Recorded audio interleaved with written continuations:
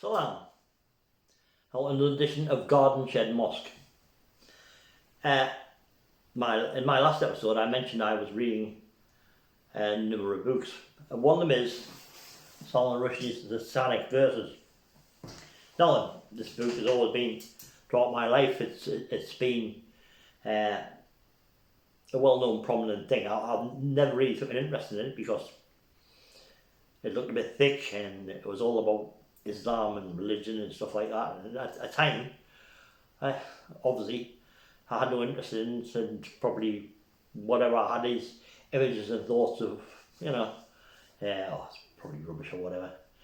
And I know that actually when it was published, there was all the drama over the fact where the Ayatollah Khomeini put up for him. But learning about Islam, I thought, I'm going to read this book and investigate it further. So I picked it up in it was a book market auction, not an auction, a book market charity thing. And I thought I'd sit down and read it. Now I'm reading this from a Western's point of view, more in what Islam I know, and what the historical backgrounds that a lot of which I don't know, which a lot of Indians have gone ahead over. But I know that people say, it's blasphemous, it's idolatry, it puts Muhammad and peace be with him in a bad way, and Islam and everything. So, but I thought I'll read it just as a book, as a piece of fiction. And I've read it. And yes, a fatwa was put out, and Islamic warrior Hadi Matta, a 24-year-old from New Jersey, a couple of months ago carried out the fatwa, and Rushdie survived, but he lost an eye, and lost the eye to be right in hand. So, this was another reason why I decided to read the book.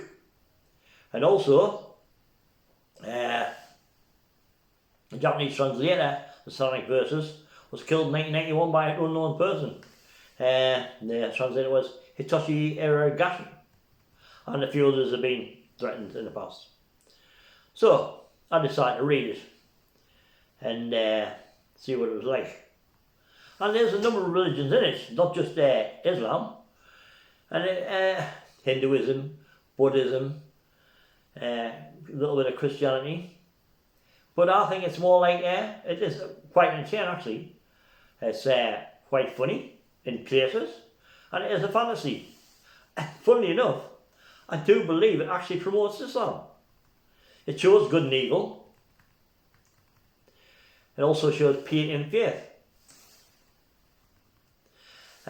We'll call it Aisha, which I assume was Muhammad. Well, he depicted as, picked that name for Muhammad's, peace be with his wife, or maybe just, I don't know, but she's a fantastic character, and she leads the people of all classes from the village to a Hajj in Mecca, promising people within the village things will happen, like the cures for cancer and ailments that they have.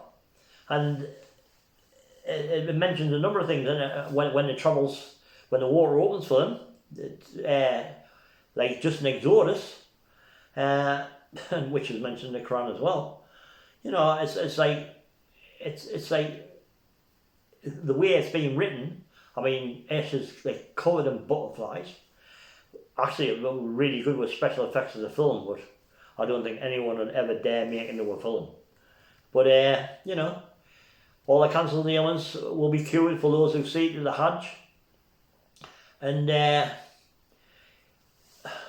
I mean, maybe there's a bit of loss in translation, but it's an interesting book. I maybe condemned by Muslims for actually, not promoting it, but talking about it in a good light. But maybe there's some discrepancies. But in my view, with the knowledge I've got, I can't see. I think that people went over the top.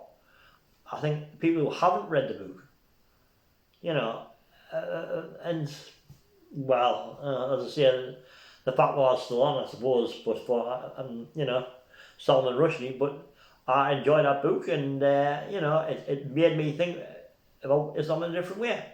And just as I'm reading the Arabian Nights there, which mentions Allah, you know, and it's and that's very well, it's all based in the Arab world with Arabic tales, and it's you know, it's I'm probably Sinbad the Sailor from that, and put it in a genie, but you know, it's I don't know about the censorship for the Satanic Verses, and as I say, I'm not an authority that some of the imams may be and may say, you know, well, this, that, and the other, and they might have more religious background, but that's my view. I've read it, and I've actually learned a little bit more about Islam through looking at things within the book, and so you know, it's helped me on my journey in Islam from a different point of view. So there you go. But anyway, that's my view and view and interpretation of it. It may be completely wrong, but I don't hope I haven't offended any of my Muslim brothers or sisters or anyone because of my opinions. But for now, it's goodbye for me, and Al Akbar, and have a good week. Bye for now.